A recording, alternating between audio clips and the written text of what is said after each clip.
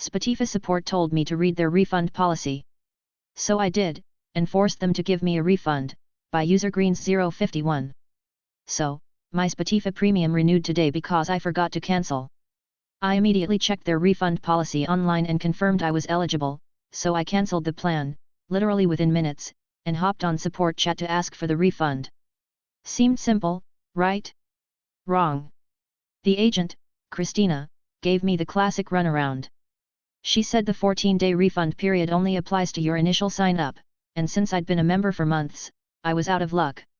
She even sent me a link to the policy to prove her point, telling me to read it. This is where the malicious compliance comes in. I did exactly what she said. I read the policy, and then I went deeper and found their full, legally binding terms of use. And what did I find?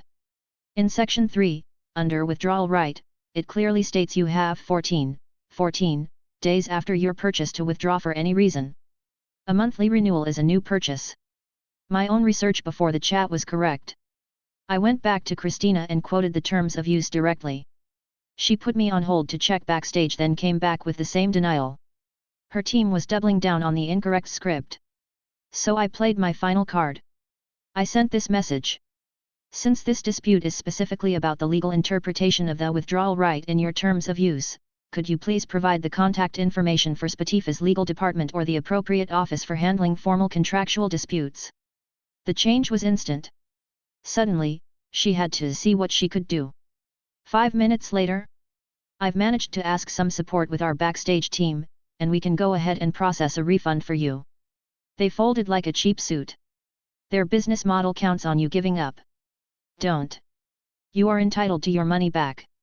TLDR, Spotify support tried to deny my valid refund by misinterpreting their own policy. I read their legal terms of use as they suggested, cited it back to them, and when they still refused, I asked for their legal team's contact info. They immediately processed the refund. Don't let them push you around. Supervisor told me sarcastically to call the fire department. I did, by user Prof Friendzoner. Worked in retail in between jobs way back when, early 90s. Yeah, I'm old, get off my lawn. It was December, major department store that is no longer around, I know that doesn't narrow it down, sorry. Anyways, they tried to cram as much product on the floor as possible, to the point that you couldn't walk through the aisles and had to twist and turn to get past the fixtures set up with product. I casually mentioned to a supervisor that if the fire department ever came in they would close us down for the hazards and lack of egress. She was highly stressed and blurted out to me, "You know what? Then call the fire department." I held my hands up and said easy. She assigned me my duties and that was that. Well, she did tell me to call. On the way home I stopped by a government building that had all sorts of agencies in it. Told the receptionist my plight and she pointed to a phone on the wall. Tell the operator I want the FD and they would patch me through to the station's non-emergency line. The fire chief himself answered. I told him how crowded it was and what the supervisor said. He had a good laugh and said they'd check it out. I was off the next day but heard about it when I got back. Fire chief and a station house full of firefighters show up to do an inspection. He tells the store manager that egress is being blocked and he'd have to remove a lot of the fixtures in the aisles. Store manager says he has orders from corporate, fixtures stay. Fire chief assures him he will win the argument. Store manager stands his ground. Fire chief, "All right boys, close them down." They evacuated the store, all 3 levels, and closed all entrances, in December, prime Christmas shopping season. Although it wasn't a weekend day, it was during the week, but still. Store manager tried to protest and suddenly the sheriff's department starts showing up. Long story short, they were closed for 5.5 hours while the chief, store manager, and employees rearranged the store to acceptable levels. The supervisor never treated me differently, so I'm guessing she didn't remember the conversation. The store manager, surprisingly, did not get fired by corporate, but corporate was not happy. About a week later I'm working with the store manager and supervisor when she asks why we can't do something a certain way. The store manager replied the fire department won't allow that, and that was it. I worked there a few more weeks before getting a job that almost got me killed in a workplace shooting. But that's a story for later. Edit 1. There are some videos on YouTube about postal shootings, one done by a woman which is insane. Even the comments. The one I was in, the person was acting out for well over a year, Skeptic magazine had a great issue about mass shootings, I think from 2013. One study they talked about was how the mass shooters never snap but act out for usually a year or longer before committing the act. Interesting stuff. Myself as well as other employees expressed concern to management about the behavior and potential for violence, but they said that employee was harmless. Didn't surprise a lot of us who it was when it happened. I could go on, but honestly, most of you would think I'm lying, but I could corroborate every story. And the funny part is, other postal workers would snicker and say that's nothing. Let me tell you what happens at our facility. It is the most violent workplace in America, and also the most deadly. You want the server down during business hours? You got it, by user illustrious report 482. I used to work IT at a mid-sized logistics company. Our warehouse ran 24/7, but the corporate office was open Monday through Friday, 8 a.m. to 6 p.m.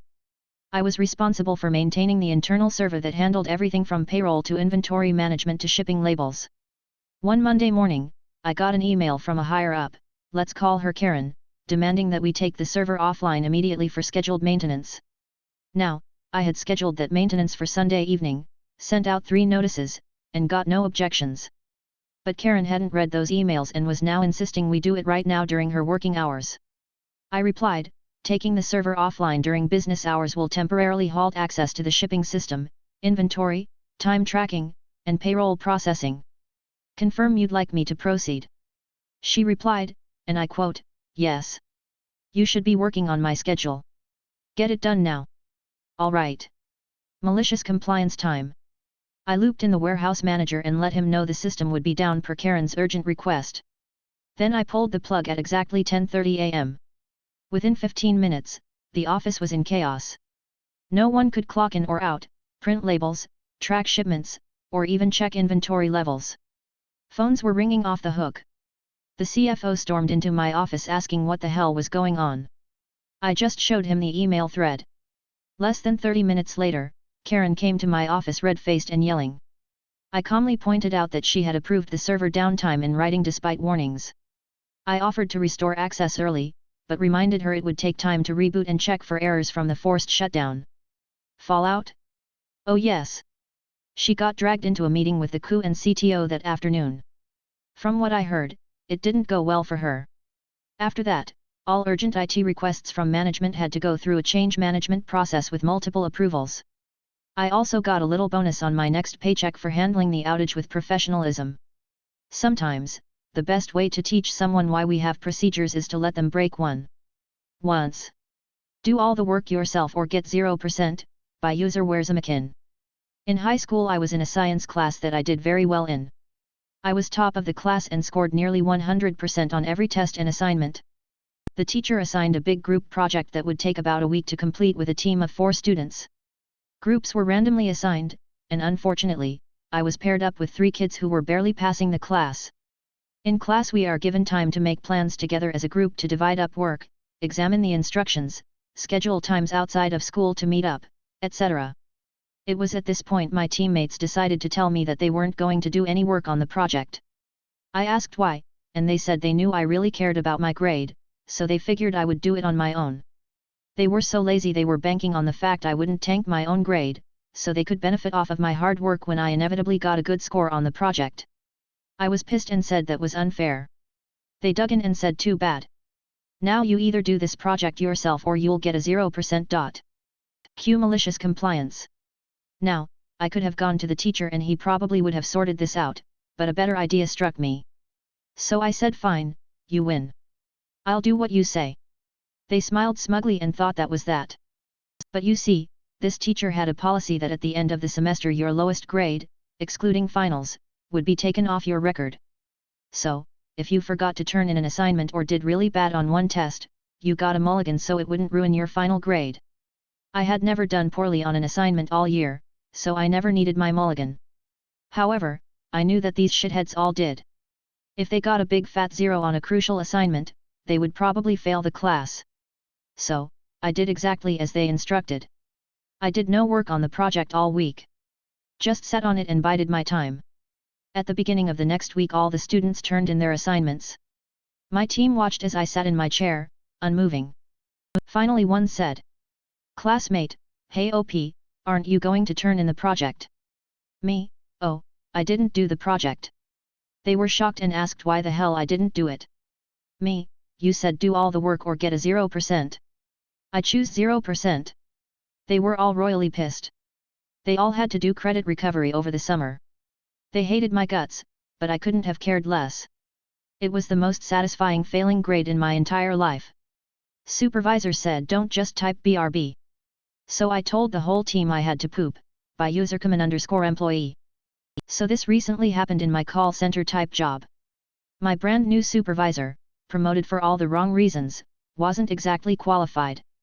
I could write a whole post on that, but the gist is she only got promoted because she was friends with the boss and is always giving him advice on the women he dates.